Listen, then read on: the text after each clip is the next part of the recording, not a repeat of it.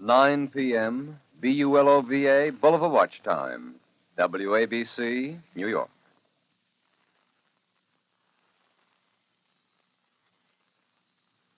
The Columbia Network takes pride in presenting Orson Welles in the first production of a unique new summer series by the Mercury Theater on the Air.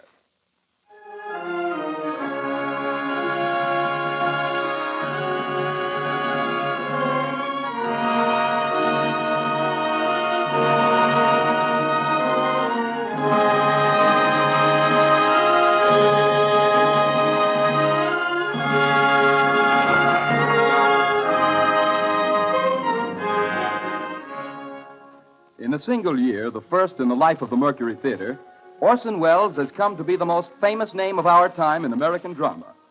Says Collier's Magazine, 23-year-old Orson Welles threw a bombshell into Broadway. Robert Benchley writes in the New Yorker. The production of the Mercury is, I should say, just about perfect. Time Magazine declares, The brightest moon that has risen over Broadway in years.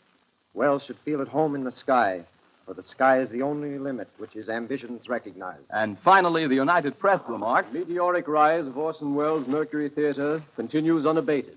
with 4 hit shows in its birth year, the Mercury might well close its door on a season unparalleled in Broadway history. But Mr. Welles has long been working on a project for a greater audience, the Broadways of the entire United States. The Columbia Network is proud to give Orson Welles the opportunity to bring to the air those same qualities of vitality and imagination that have made him the most talked-of theatrical director in America today.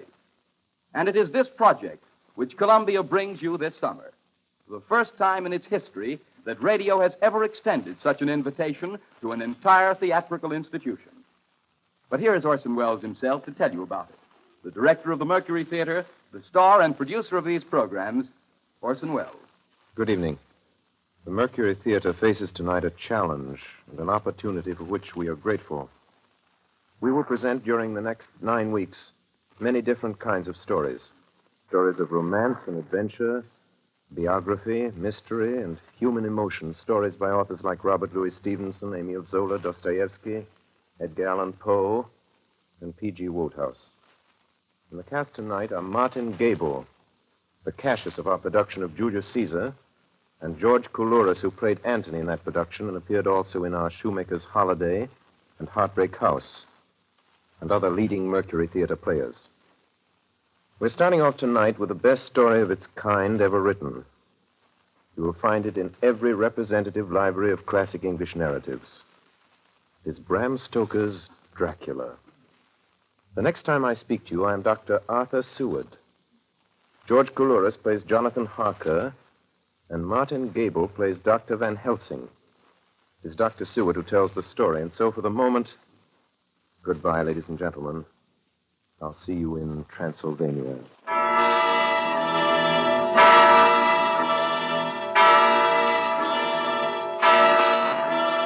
The Mercury Theater on the Air presents Orson Welles as Count Dracula in his own version of Bram Stoker's great novel, Dracula.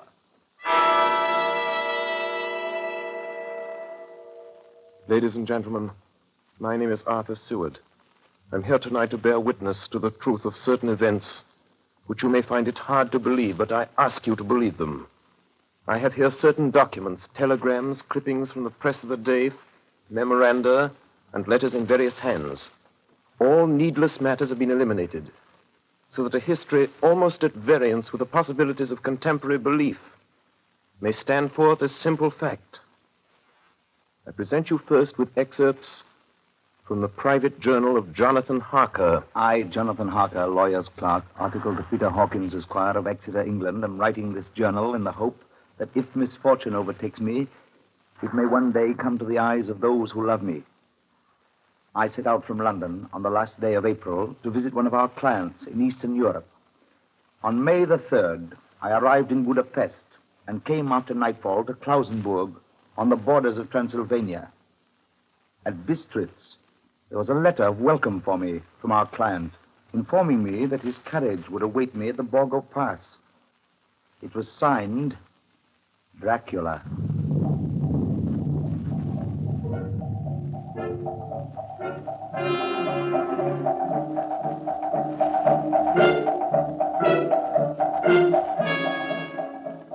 Bukovina!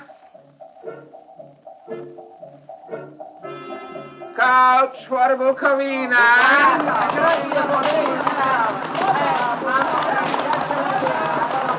The road was rough, but still we seemed to fly over it with feverish haste. When it grew dark, there seemed to be some excitement among the passengers. They kept speaking to the driver and looking at me and urging him on to greater speed. The crazy coach rocked on its great leather strings. The mountains seemed to come nearer to us on either side. Coachman! Coachman! What is this? Where are we? You're nearing your destination, young Herr. This is the Borga Pass.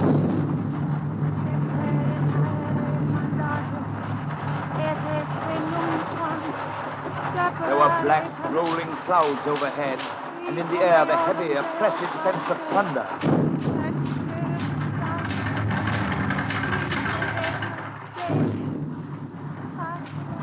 Now, we were through the pass. The young Herr is not expected after all.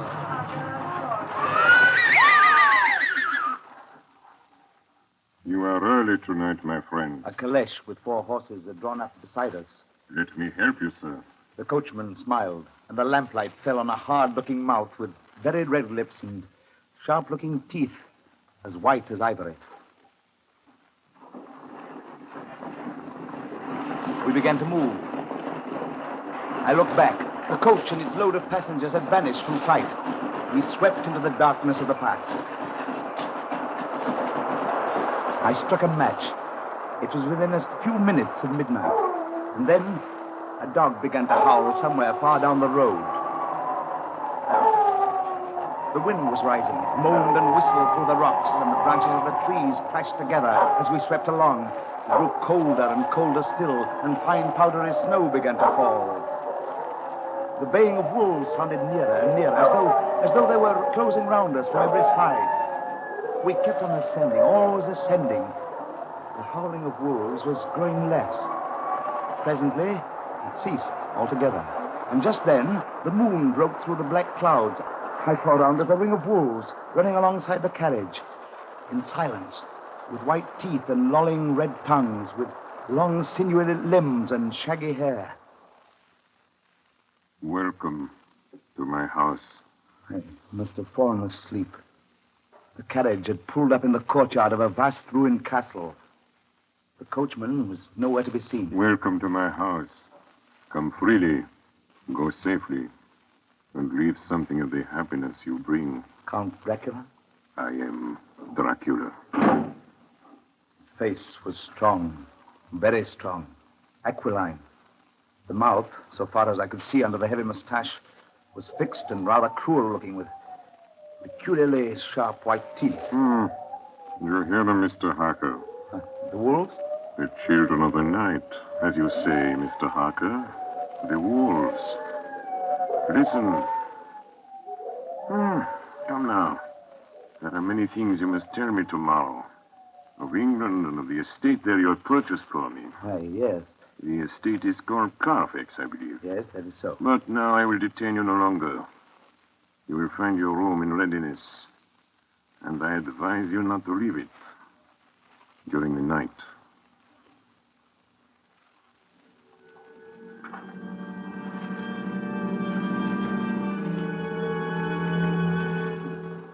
This castle is on the very edge of a terrible precipice. A stone falling from the window would fall 1,000 feet without touching anything.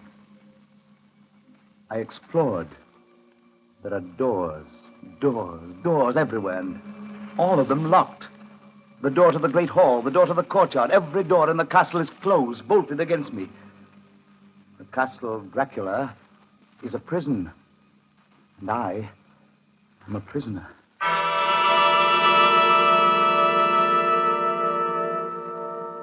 The next night, I could not sleep.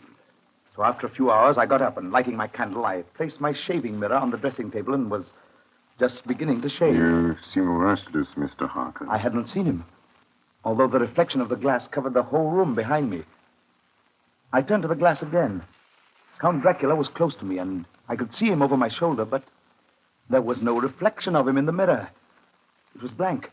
I started and cut myself on the side of the throat. The blood was trickling down my neck. Count, my mirror. The blood! The blood. Wipe the blood from your face, Mr. Harker. And take care how you cut yourself. It is more dangerous than you think in this country.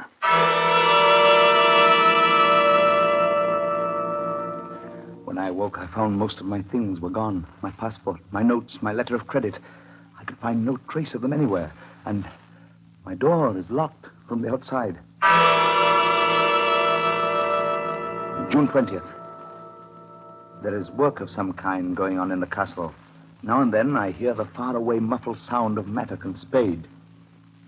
And last night, the second of the predated letters which Dracula made me write, the second of that series which is to blot out the very traces of my existence from the earth, went forth.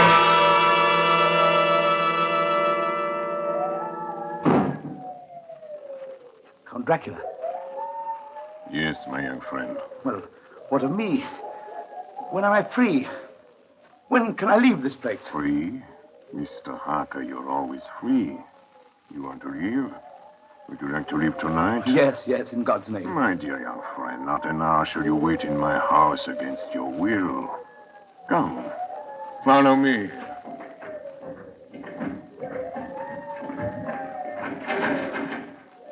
The door seems to be bolted. How strange. The door is locked. Well, in God's name, open it. As you will, Mr. Harker. You English have a proverb which is very close to my heart. Welcome the coming, speed the parting guest. Good night, Mr. Harker.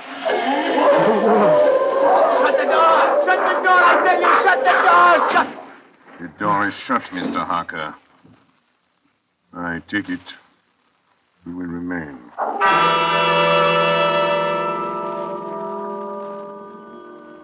Morning, June the 30th. These may be the last words I ever write in this diary. Oh, God preserve my sanity. I have never seen Count Dracula by day. At sunrise, at the first cockcrow, he is gone. I do not understand these things. I only know that the wolves obey him, and that he is a man with hair on the palm of his hands, with sharp teeth, and no blood in his face. He casts no shadow. He cannot be seen in a glass, and he moves like a bat across the sheer face of the castle walls. He eats no food, and is mortally afraid of the crucifix. As I write this, I hear in the courtyard the rolling of heavy wheels and the cracking of whips. And there is in the passageway below a sound of heavy boxes being set down. Boxes shaped like coffins. And I know what they hold. The boxes are filled with holy earth from the chapel beneath the castle. It is the last box being nailed down. And now I hear the heavy feet tramping again. The door shut. The chains rattle.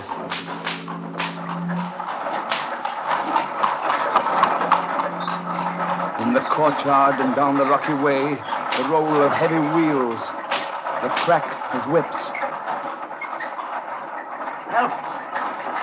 Help! Help! The wagons have gone. I'm alone in the castle. I'm alone in the castle. I'm alone in the castle. I'm alone. I'm alone. I'm alone. Ladies and gentlemen, this is Dr. Seward. Mr. Harker's journal terminates at this point. I now present in evidence a clipping dated August 8th of that year from the Yorkshire Telegraph from our correspondent in Whitby. One of the greatest and suddenest storms on record was experienced here today. The weather has been somewhat sultry, but Saturday evening was fine. The band was playing. The piers were crowded with holidaymakers. The wind fell away entirely during the evening, and there was a dead calm. There were but few lights at sea. The only sail noticeable was a foreign schooner under full canvas, which was seemingly going westward. A little after midnight came a strange sound from over the sea, and high overhead the air began to carry a strange, faint, hollow booming. Then, without warning, the tempest broke.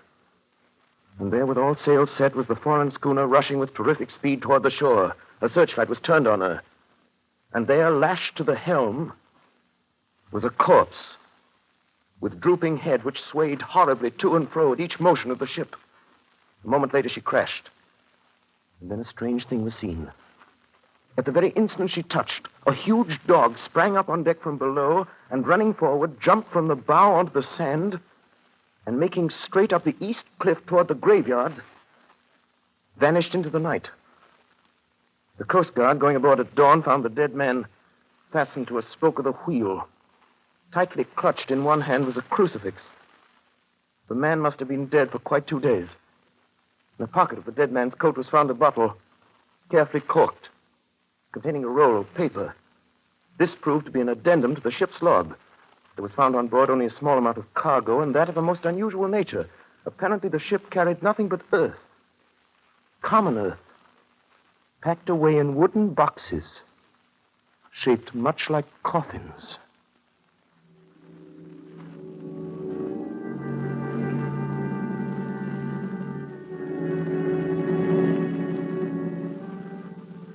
Log of the Demeter. Russian flag, Black Sea to Whitby. July 6th. Finished taking in cargo, a queer cargo, boxes of earth. At noon, set sail, east wind, fresh. Crew, 4 hands, 2 mates, cook, and myself, captain. July 11th. Entered Bosporus. At dark, passed through Dardanelles. Mate reported in morning that one of crew, Valjoden, was missing. Took larboard watch, 8 bells last night. He was relieved by Chilich. Never came to his bunk. Something aboard this ship. No. Don't laugh, Captain. In the rain last night. Oh? A tall, thin man go up companionway and along the deck forward and disappeared. When I go to the bow, no one. And the hatchways all closed. July 22nd. Rough weather last 3 days. All hands busy with sails. No time be frightened. Past Gibraltar and out through straits. All well. July 24th. Last night, another hand was lost. Disappeared. By Chilichev. Leave off watch, midnight. Then we never see him again. Double watch now. I don't take watch alone no more. Double watch. Double watch. July 29th. Had single watch tonight as crew too tired to double. When morning come... Hey! Hey, below! Banoitin! Banoitin! Is Banoitin below? Banoitin's gone! Banoitin's gone like the others. Like all the others. The mate and I have agreed to go armed henceforth, July 30th. Last night, we are nearing England. Weather fine. All sails set. Captain!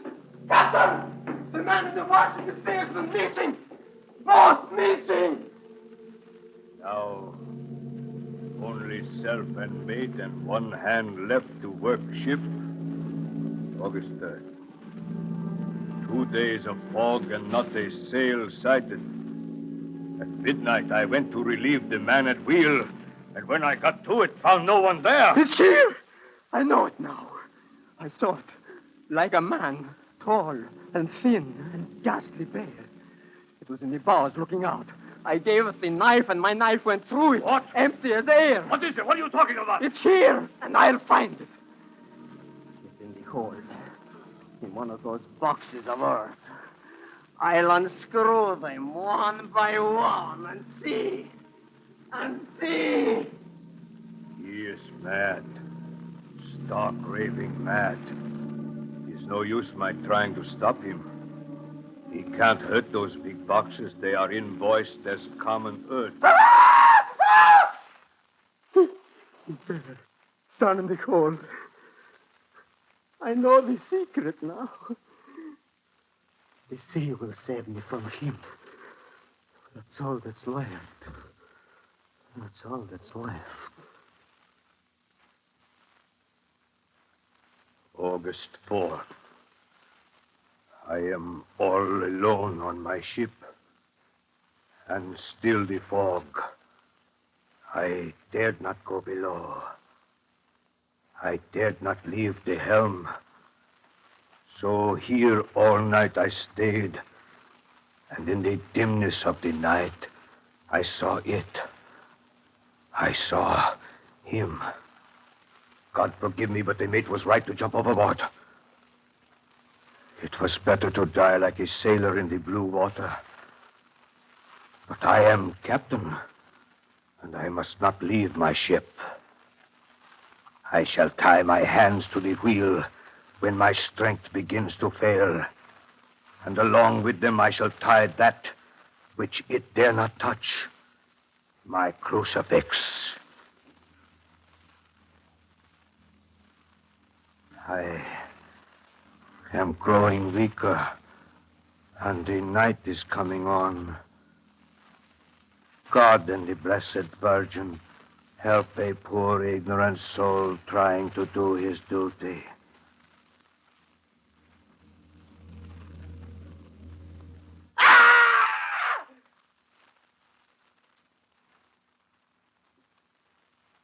You are listening to the Columbia Network's first presentation in a new summer series of unique dramatic productions featuring Orson Welles and the Mercury Theater on the Air. In just a moment, our story of Bram Stoker's Dracula will continue. This is the Columbia Broadcasting System.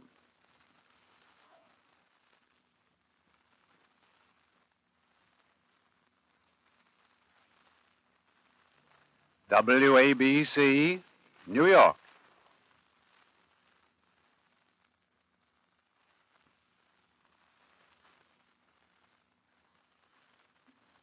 We continue now with Columbia Network's presentation of Orson Welles and the Mercury Theater on the Air in Dracula. Telegram, Seward, Perfleet, to Van Helsing, Amsterdam. Lucy Westenra in alarming condition. Cannot diagnose. Come at once. Seward. Telegram, Van Helsing, Amsterdam, to Seward, Perfleet. I'm on my way to you. Please arrange the examination immediately my arrival, Van Helsing. Ladies and gentlemen, I must now explain that 6 months before the events recorded here, I had become engaged to a young lady, Lucy Westenra. We were to have been married in the spring. My old teacher, Professor Van Helsing, arrived at 4 the next afternoon. I took him at once to Lucy's house. She lay in a bed asleep. She was ghastly, chalkily pale. The red seemed to have gone even from her lips and gums, and the bones of her face stood out. Young miss is bad. Very bad. She must have blood or she will die. Yet she is not anemic. The qualitative analysis of her blood gives quite normal condition. It is strange. I do not like to think how strange. Look! My God, her throat, look! The black velvet band that she always wore had dragged up a little and showed a red mark on her throat. Just over the external jugular vein were 2 punctures, not large, but not wholesome looking. The edges were white and worn looking. Well? Oh, what is it, Professor? What's wrong with her? Speak frankly. You can tell me the worst. I wish I could, Seward. I wish I could. But I do not dare. But won't you tell me anything? I will tell you this. Your young lady is in a danger greater than death. You must believe me. If you leave her for 1 moment and harm befalls, you will not sleep easy thereafter.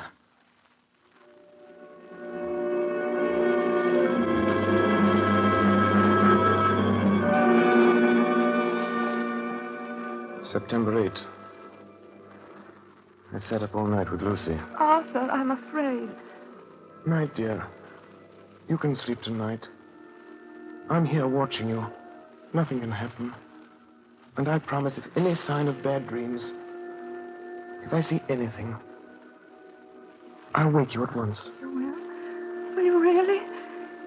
Then I'll sleep.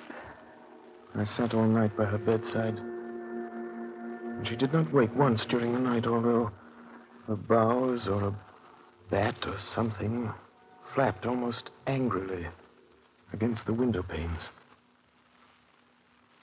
September 11th. Still quoting from my private journals. It was at this time that I received a message from Perfleet Read 10:20 p.m. St. John's Hospital. Serious complications. Case 891. Your immediate presence, London. Imperative. I had no choice. Sometime later, a paper was found among Lucy Westenra's belongings. I write this and leave it to be seen so that no one may by any chance get into trouble through me. I went to bed as usual, taking care that the window was closed, as Dr. Van Helsing had directed.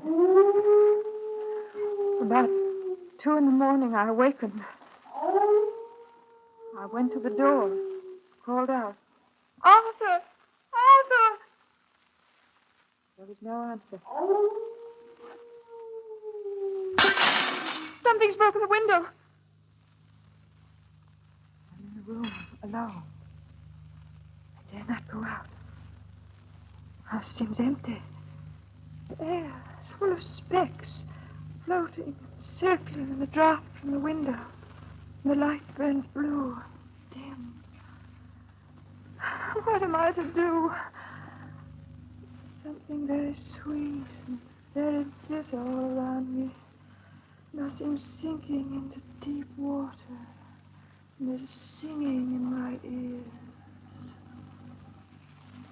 You shall be flesh of my flesh, blood of my blood.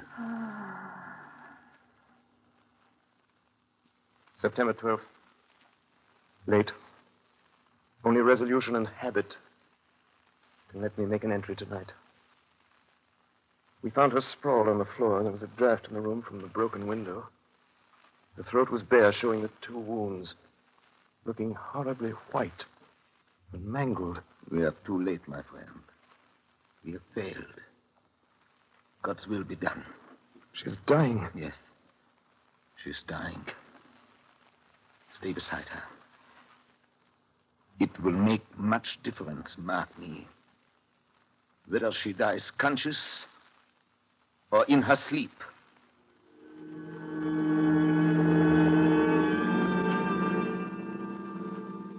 It was late in the afternoon before she opened her eyes. Arthur, oh, my love, I'm so glad you've come. I took her hand and knelt beside her. Her breath came and went like a tired, peaceful child's.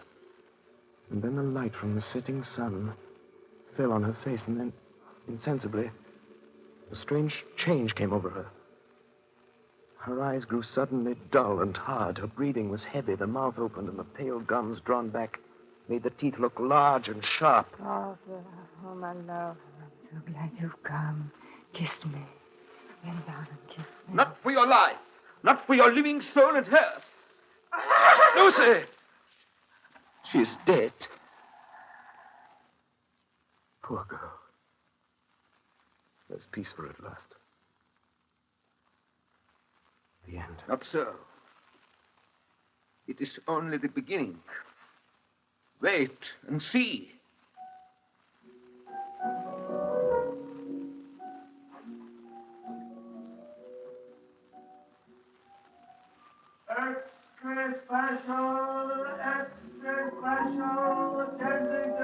The Westminster Gazette, September 25th. A Hempstead mystery. The Kensington Horror, the stabbing woman, and the woman in black are vividly recalled to mind by a series of events that have taken place recently in the neighborhood of Hempstead. Several cases have occurred of young children straying from home or failing to return from their playing on the heath. In all these cases, the children have given as their excuse that they have been with a beautiful lady who offered them chocolates. In each case, the child was found to be slightly torn or wounded in the throat. The wound seemed such as might be made by a rat or a small dog.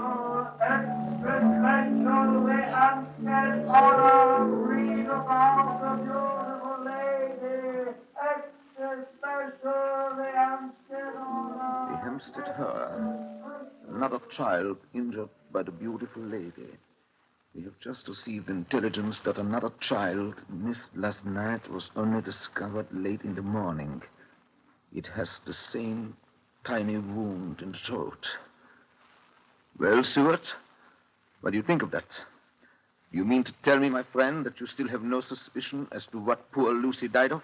Nervous prostration following Great loss and waste of blood. And how was the blood lost or wasted? You are a clever man, my friend, and a good doctor. But you do not believe that there are things that you cannot understand. You are wrong, Seward. Are you aware of all the mysteries of life and death? Can you tell me why in the pampas there are bats that come at night and open the veins of cattle and horses and suck dry those veins? How in some islands of the western seas there are bats which hang on trees all day, and then when the sailors sleep on deck because it is hot, flit down on them, and then in the morning are found dead men as white as Miss Lucy was? I understand none of these things. After tonight, Seward, if you dare to come with me, perhaps then you will understand. September 29th. Before dawn. Now it is done. And I would sooner die 1,000 deaths than live again through what I did this night. We will spend the night, you and I, here, in this churchyard where Miss Lucy is buried. We enter the tomb. And then? We open the coffin. You shall yet be convinced. Take care, Van Helsing. Miss Lucy is dead, is it not so? Then there can be no wrong to her. But if she is not dead... With some difficulty, we found the Westenra tomb. I took up my place behind a yew tree. On one side of the tomb, Van Helsing on the other. I was chilled and frightened. Suddenly, I saw something moving between two yew trees. A dim, white figure which held something at its breast. The figure stopped. I could not see the face, for it was bent down over what I saw to be a fair-haired child. There was a sharp little cry, such as a child gives in sleep, or a dog as it lies before the fire and dreams. Then the thing saw us. She drew back with an angry snarl. The lovely blood-stained mouth grew to an open square. If ever a face meant death, I saw it at that moment. Then suddenly she turned and vanished in the direction of the tomb. The child is not harmed. We leave him in a safe place where the police find him. There's more to do. Come. Now we were in the tomb. There in the coffin, the thing lay. Like a nightmare of Lucy, the pointed teeth, the blood-stained mouth. Van Helsing never looked up.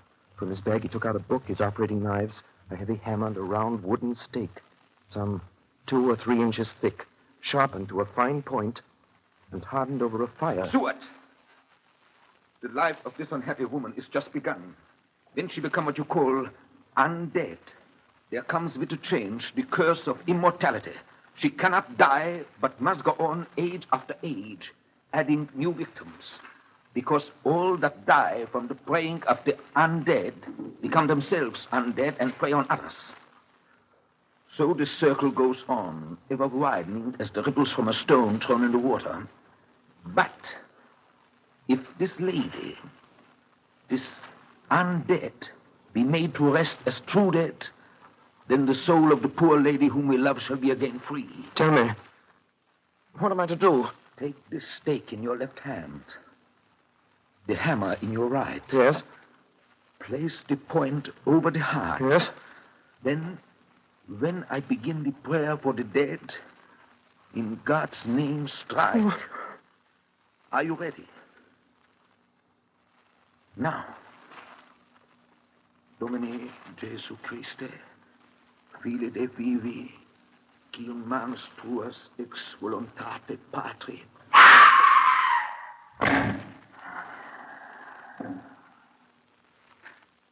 On the morning of July 11th, a man was found on the border of Transylvania. He talked wildly of wolves and boxes of earth and blood, and gave his name as Jonathan Harker.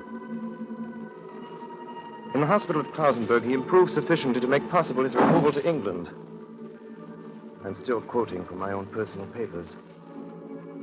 But there his condition remained so serious that he was committed for observation to a private ward in my hospital at Purfleet. Here he did so well that in 3 weeks he was completely recovered. It was during this time that his wife, Minna Harker, brought to the attention of Dr. Van Helsing and myself the journal that her husband had kept while a prisoner in the castle of a certain Count Dracula in Transylvania. I have before me the record of a meeting that took place in my study in Purfleet, transcribed by Mina Harker. October 1st. Meeting began soon after 8. Jonathan next to me. Dr. Seward opposite to Van Helsing at the head of the table. My friends, there are such things as vampires. Had I known at first what now I know, one so precious life had been spared to many of us who love her.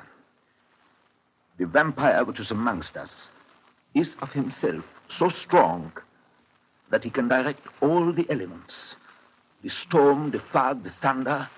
He can command all the meaner things, the moth and bat, the owl and the fox and the wolf.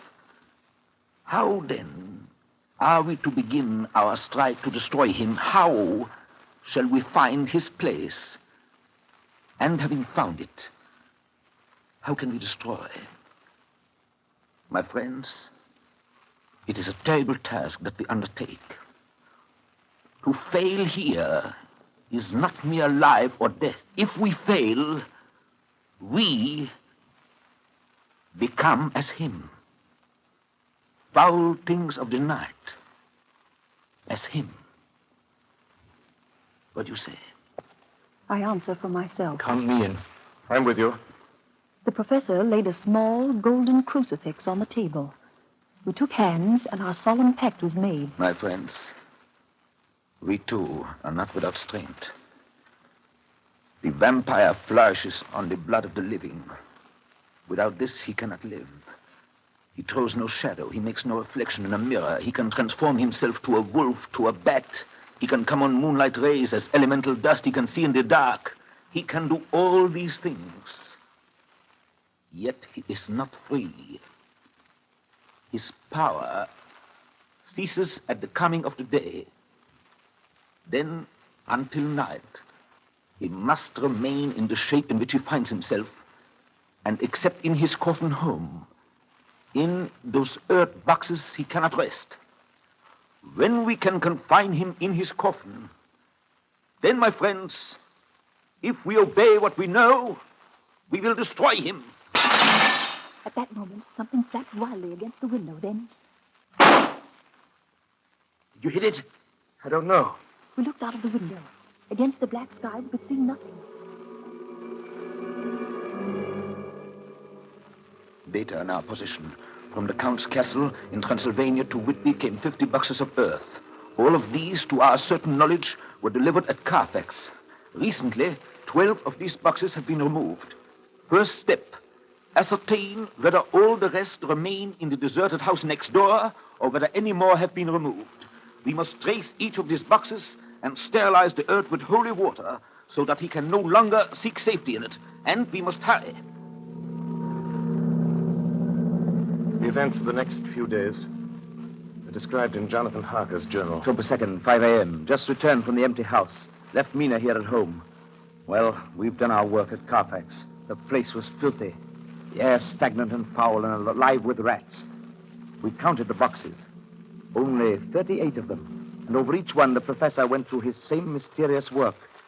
It was dawn when we got back. I found Mina asleep. She looks paler than usual. October 2nd. Soon after they left, I fell asleep. I remember hearing the sudden barking of the dogs. And then there was silence. I got up and looked out of the window. There was a thin streak of white mist moving across the grass along the wall of the house. It dawned on me that the air in the room was heavy and dank and cold. The gaslight came only like a tiny red spark through the fog. I could see through my eyelids. The mist grew thicker and thicker.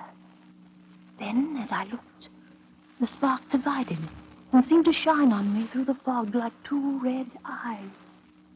You shall be flesh of my flesh, blood of my blood, blood of my blood.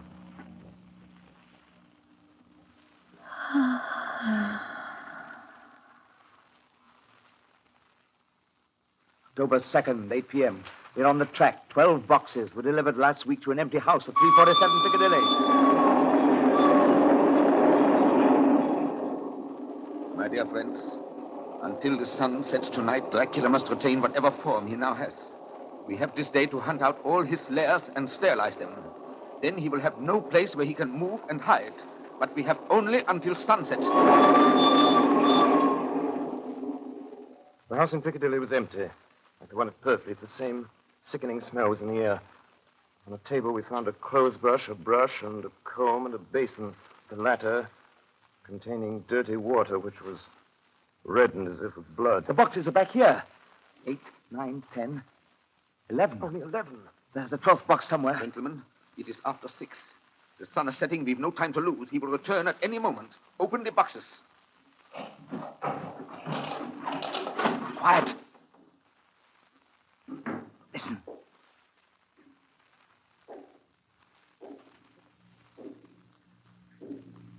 Be ready.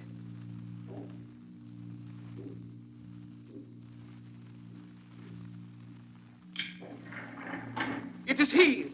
The window! You waste your bullets, gentlemen. You think you baffle me? You with your pale faces all in a row like sheep in a butcher's.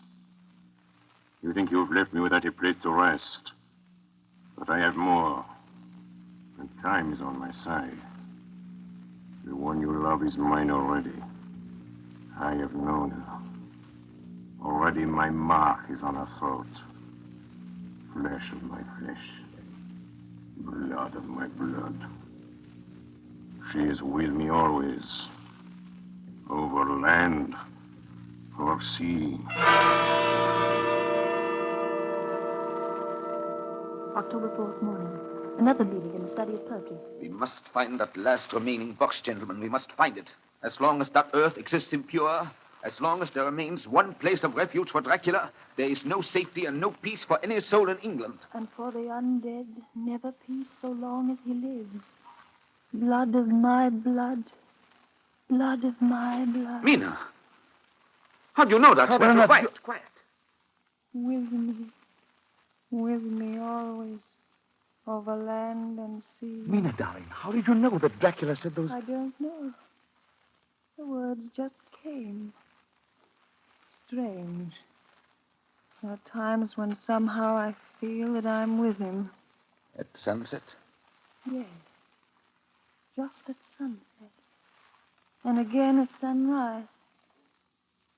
Dr. Van Helsing, if I could... If at that time, you... Have you the courage? Courage for what? What do you mean? Dr. Van Helsing here will question me. I will question her, yes. In a state of hypnosis. The one you love is already mine, he said. She is with me always, over land or sea. Ah, Count Dracula. Perhaps she will betray you if she is really with you, this one we love. Who knows? If she is really with you over land or sea. Blood of my blood. Mina. Yes. Answer me, Mina. Are you with him? Yes, I am with him. Where are you? I do not know. It is all dark. What do you hear? The lapping of water. I can hear it on the outside. Then you are on a ship. Yes. What else do you hear? There is the creaking of an anchor What are chain. you doing? Still. Oh, so still. It is like death. It's like death. Here is a report from Matson Peabody, shipbrokers. Dated October 5th, according to Lloyd's list, the only sailing ship that left for the Black Sea yesterday was the Tsarina Katrina, bound for Varna. Some hours before she sailed, a man came alongside, all in black, driving a cart with a great box in it. This he lifted down single-handed and carried below. No one remembers having seen him after that, as heavy mist came up over Doolittle Dock until sailing time. The rest of London Harbor remained completely clear. Our plans are made. The average sailing time from London to the Black Sea is 3 weeks. We can travel overland to the same place in 3 days. We shall be there waiting for him when he arrives. October 15th, arrive Varna about 5 o'clock. Mina seems stronger. Every morning before sunrise and just before sunset, she speaks to Van Helsing in a trance. Are you with him, Mina? Tell me, are you with him? I am with him. What can you see? Nothing. All is dark. What can you hear? I can hear the waves lapping against the ship and the water rushing by. The wind is high.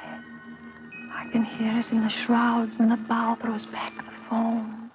So, the Tsarina Katrina is still at sea, hastening on her way to Varna. The Count cannot cross running water, so he cannot leave the ship without being observed. What do you hear, Mina? Lapping waves and rushing water. Darkness. Darkness and wind. A whole week of waiting. Daily telegrams from Lloyd's. Not yet reported. Not yet reported. Rushing water and creaking masts. Darkness. Darkness and wind. October 24th. Telegram. Lloyd's, London to Harker. Tsarina Katrina reported this morning from Dardanelles. Lloyd's, London to Harker, October 28th. Tsarina Katrina in heavy fog reported entering Galatz Harbor at 1 o'clock today. Galatz! Galatz is 38 hours from here, and the first train for Galatz leaves at 6:30 tomorrow morning. My friends, we have lost. I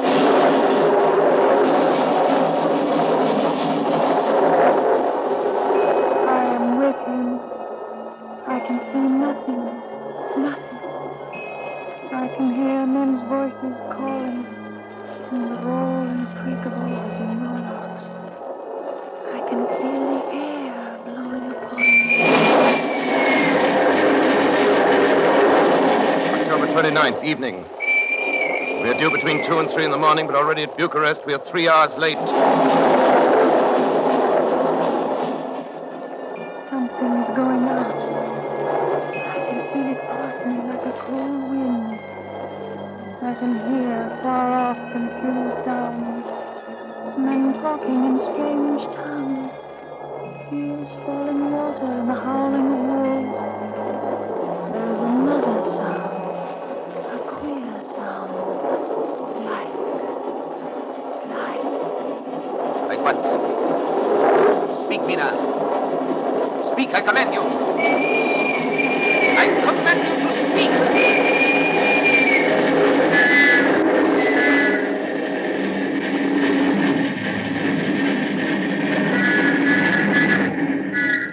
Arrived in Galatz.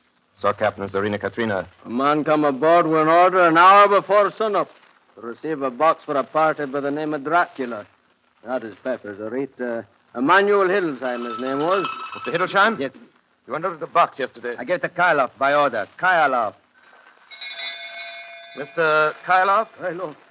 This morning they find him dead inside the churchyard of St. Peter.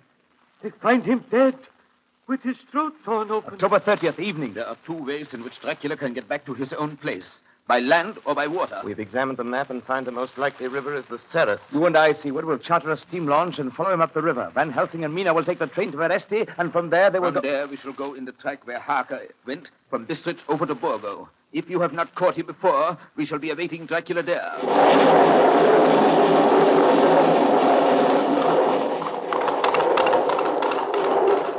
October 31st. We arrived at Veresti at noon, Van Helsing and I. Got a carriage here, and we start in an hour. Our enemy is still on the river.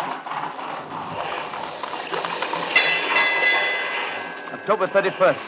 We can run at good speed up the river at night. There's plenty of water, and the banks are wide apart. November 1st, evening. No news all day. We hear that a big boat went up the river before us, going at more than usual speed.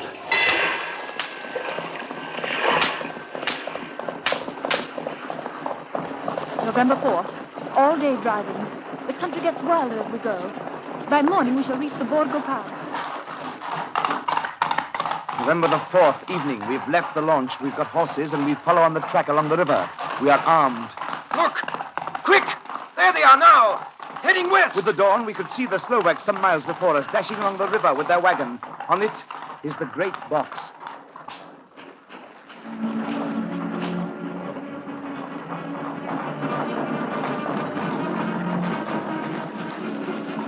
Late in the afternoon, we reached the Burgo Pass. Van Helsing! Look! Look! We could see a long way all around us. Far off, beyond the white waste of snow, was the river like a black ribbon curling.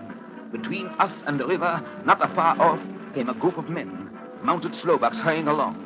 In the midst of them was a wagon which swept from side to side. On the wagon was a great box. Look!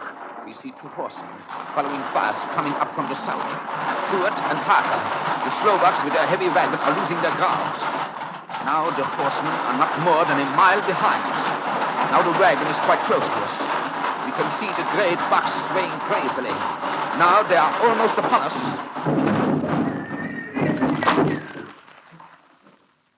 Now has happened a strange thing. The wagon smashed into a great rock bed in the snow, lost its front wheels, and turned over on its side, jammed against the stone. The horses tore loose from their traces and bolted, and the Slovaks scatter and vanish after them. Then silence. Silence like comes after ringing a bell. Look. His face. It is Dracula, sprawled out stiff and twisted in the smear of his own holy earth. The box, in falling, has emptied the dirt onto the snow. His face is old-looking. The skin is like paper. Dr. Seward, there's no time. Look at the sun. Sunset. In 1 minute there is darkness, and he is forever lost to us. Have you the stake of wood and the hammer? Here. Now, Seward, pray for us. Kneel down and pray. Harker, the stake of wood over his heart. Be not afraid, Harker. Do not look into his eyes. The hammer. Now, Harker, strike. Strike!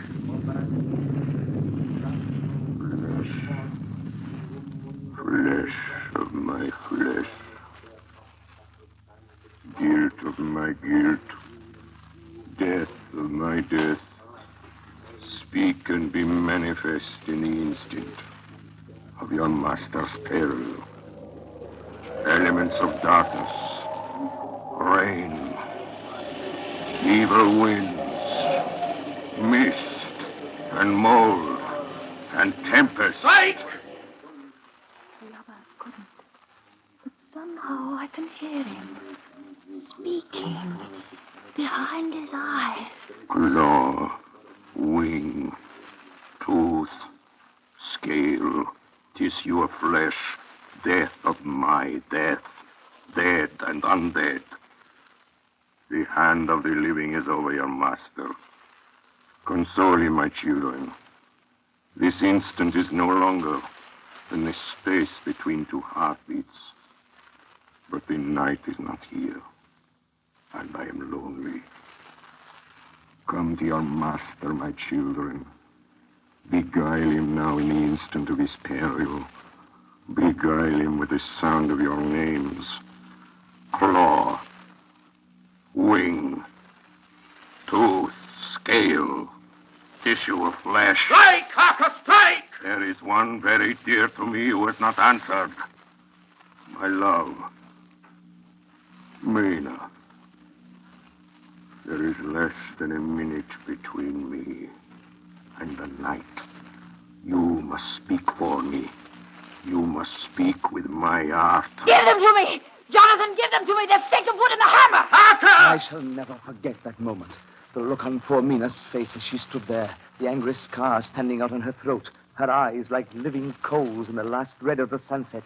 She had torn the stake and the hammer out of my hands with the strength of an animal. Mina, do you know what you've done, woman? You know what you've done to us? You've released him. The evil is free. Look! The sun! As we looked down at Dracula, the eyes saw the sinking sun, and the hate in them turned to triumph. Flesh of my flesh. Come to me, my love. come into the night and the darkness. You have served me well, my love, my bride, my...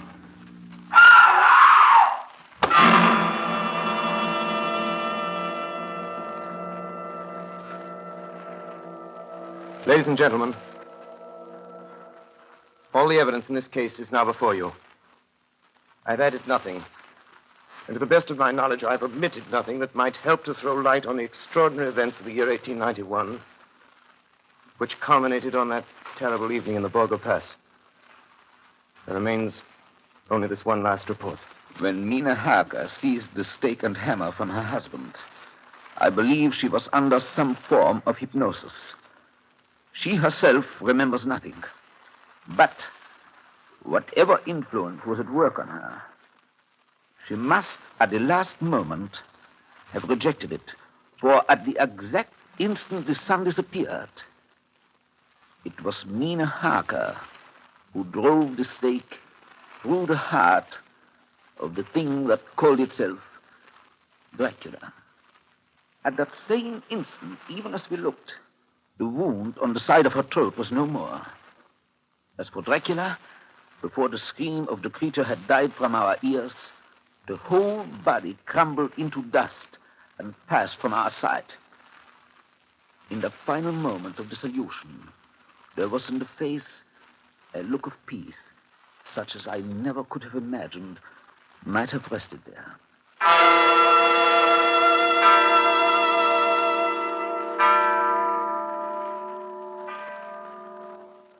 Tonight's production of Dracula by Orson Welles and the Mercury Theater was the first of 9 CBS broadcasts in which this brilliant group will bring to life a series of great narratives, all presented in the immediacy of the first-person singular. In presenting them each Monday evening at this time during the summer season, the Columbia Network is bringing a complete theatrical producing company to the air for the first time. In the cast tonight, Dr. Van Helsing was played by Martin Gable, Jonathan Harker by George Coulouris, Dr. Seward by Orson Welles, the Russian Captain by Ray Collins, the Mate by Carl Swenson, Mina Harker by Agnes Moorehead, Lucy Westenra by Elizabeth Farrer, and Count Dracula by Orson Welles. Bernard Herrmann composed the original music and conducted. Dan Seymour speaking. Davidson Taylor supervised the production for the Columbia Network. And now here is the director to tell you about next week's Mercury Theater production, Mr. Orson Welles. Ladies and gentlemen, what are your favorite stories?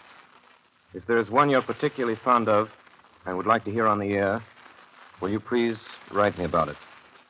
Next week, the Mercury Theater is going to tell you Robert Louis Stevenson's exciting yarn about pirates and the sea, Treasure Island. Until then, just in case Count Dracula has left you a little apprehensive, one word of comfort. When you go to bed tonight, don't worry. Put out the lights and go to sleep. It's all right. You can rest peacefully. That's just a sound effect. There. Over there in the shadow, see? It's nothing. Nothing at all. Nothing at all. I think it's nothing. But always remember, ladies and gentlemen, there are werewolves. There are vampires. Such things do exist.